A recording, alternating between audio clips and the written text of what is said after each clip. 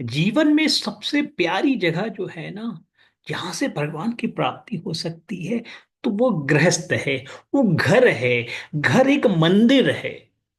बिल्कुल। यदि मन में थोड़ी सी भी दुविधा है ना घर के प्रति, तो उसे हटा लो, एकदम हटा लो।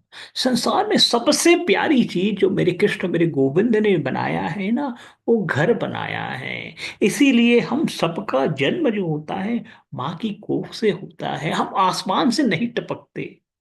ये प्रेम ही है माता पिता का, जिसके थ्रू हमारी उत्पत्ति होती है। पूरे संसार का निर्माण प्रेम से हुआ है। और मेरे कृष्ण मेरे गोविंद प्रेम के सागर हैं। तो प्रेम के सागर से मिलने के लिए प्रेम का ही रास्ता ढूंढना होगा ना। ये जो घर है ना, वो कोई घर नहीं, वो प्रेम एक मंदिर है। घर एक मंदिर है। वहीं से ही रास्ता ढूंढा जाएगा। वो होता क्या है, संसार की जो आपने ताम झाम फैला रखा है ना, जो ताम झाम फैला रखा है बहुत सारा, उसमें आप पिस जाते हो। सुबह से शाम जो पिस जा रहे हो ना, तो ऐसा लगता है गृहस्थ जो है, वो मुसीबत का जंजार ही है। तो ऐसा लगता है बहुत सारे लोगों को, हमने मित्र भी देखे हैं बहुत सारे, इस संसार से भागना चाहते हैं। अरे कहाँ जाओगे? यदि मान भी लो भागना चाहोगे तो कहाँ जाओगे? सोचो तो सही। क्योंकि पहले तो प्लानिंग करती है। चलो सोचते हैं कि भागा दिया जाए आपको। आपके फेवर में बात करते, कहाँ जाओगे? वृंदावन मथुरा जाओगे? काशी जाओगे? जगन्नाथपुरी जाओगे? कन्याकुमारी? कौन सी जगह जाओगे? अच्छा वृंदावन जाओगे। वहां क्या करोगे? क्योंकि ये संसार तो कर्म के लिए बना हुआ है ना। क्या करोगे वहां पे? बोले हरि भजन करेंगे। अरे हरि भजन तो करेंगे ही, घर में भी तो कर रहे थे हरि भजन। लेकिन क्या करोगे? काम भी तो करना है ना। काम भी तो करना है। वहां पे भी क्या आप अकेले रहोगे? वहां तो एक अलग संसार बना हुआ है ना।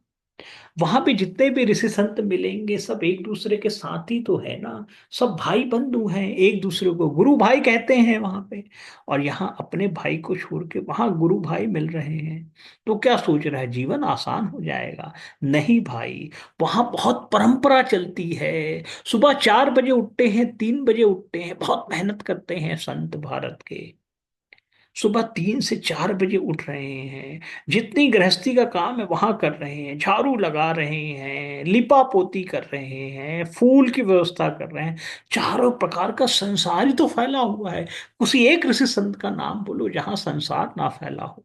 सब कोई कुछ ना कुछ काम कर रहे हो। वहां से भी भाग जाओगे आप। क्योंकि ये जो मन है ना, उसे लगाना है, उसे टिकाना है। अभी तक मन जो है ना, माया रूपी संसार में टिका रखा है।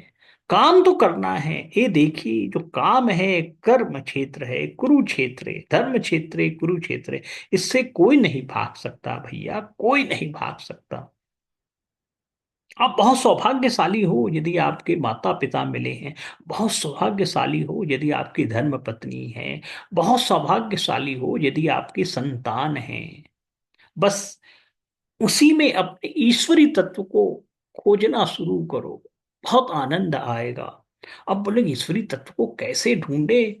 अपनी बीवी में, अपनी पत्नी में। अरे भैया, आपकी जो पत्नी आई है वो स्वयं जगदम्बा है। मेरी माता सीता रानी है, मेरी राधा रानी है।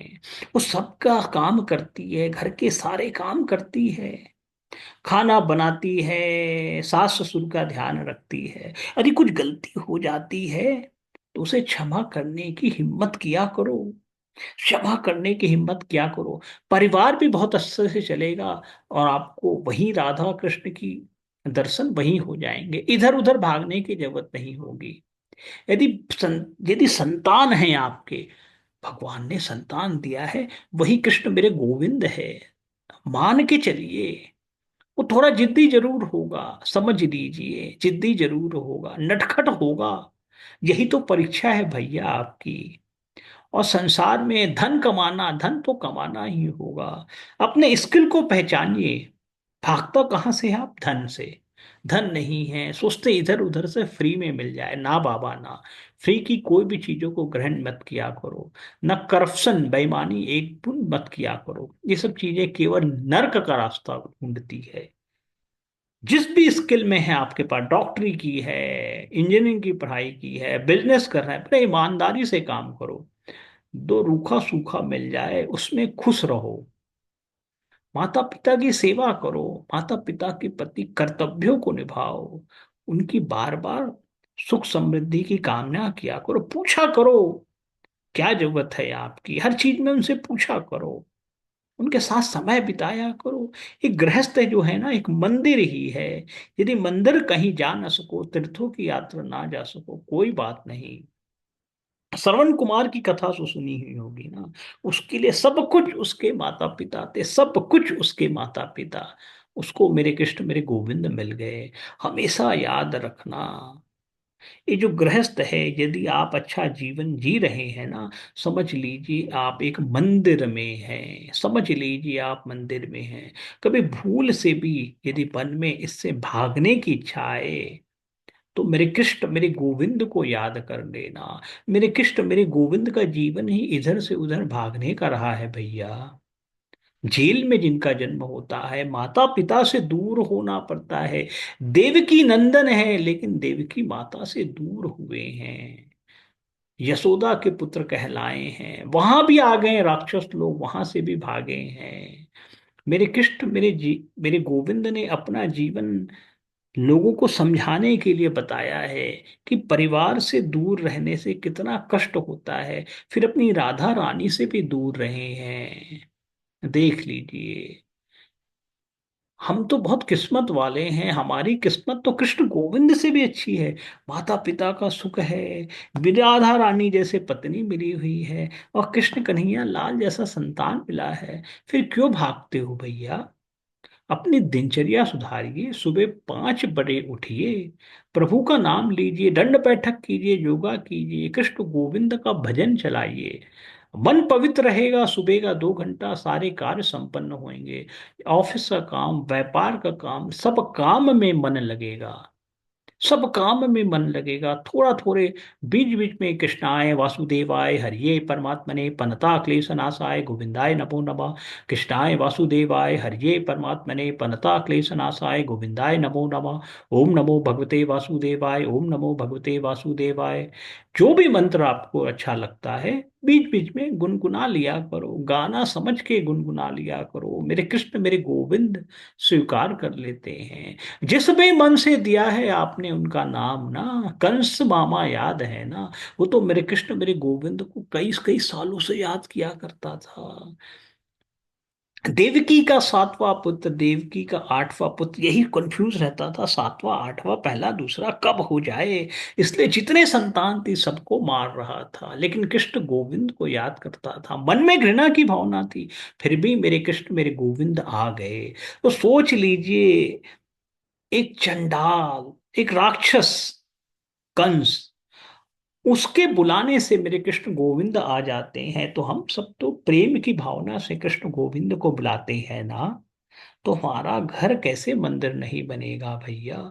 हर चीज में आपको कृष्ण गोविंद के दर्शन होंगे, अपने भाई में बलराम के दर्शन होंगे, अपने छोटे भाई में लक्ष्मण के दर्शन होंगे। बस अंदर की जो मैल है ना, उसको दूर करते जाइए। और मैल को दूर करने के लिए कोई विम पाउडर निरमा पाउडर की जरूरत नहीं है, उसके भी पैसा देना पड़ता है। यहाँ केवल कृष्ण गोविंद राधा रानी का नाम है जो फ्री है इस संसार में। कलयुग में सबसे जो मूल्यवान चीज है वही सबसे सस्ती है। कलयुग में जो सबसे मूल्यवान चीज है वही सबसे सस्ती है। वो कृष्ण गोविंद का नाम है, बहुत मूल्यवान है, उससे मूल्यवान है ही नहीं। तभी तो मेरे भोले शिव शंकर ने सब वेद पुराण को हटा दिया और 2 अक्षर अपने पास रख लिया, रा और मां, राम, और समा गए हैं।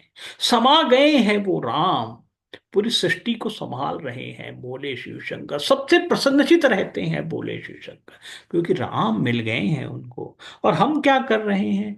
माया के पीछे भटक रहे हैं, सब बटोर रहे हैं सुबह से शाम।